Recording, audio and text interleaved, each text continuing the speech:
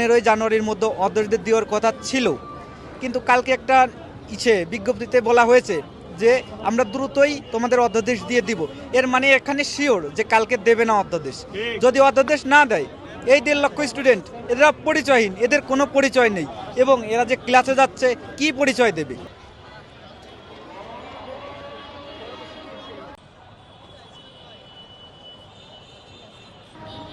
আমাদের অধ্যাদেশ লাগবে, একটা কথাই অধ্যাদেশ। আমরা সেন্ট্রালের নামে ফর্ম তুলছি, সেন্ট্রালের নামে পরীক্ষা দিছি, তাহলে আমাদের কেন সেন্ট্রাল ইউনিভার্সিটি করা হবে না? কি জন্য দিচ্ছে না এটা আমাদের রাষ্ট্রকে স্পেসিফিক ভাবে বলতে হবে এবং নির্দিষ্ট আমাদের ডেট ফিক্স করে দিতে হবে। যদি অধ্যাদেশ না দেয় এবং আমাদের কোনো ইতিবাচক সিদ্ধান্ত না নেয়, আমরা ভয়ঙ্কর ঢাকায়, এমনকি ঢাকার 7টি জায়গায় ব্লকেট দেবো এবং ঢাকার চিত্র বদলে দিতে সক্ষম আমরা।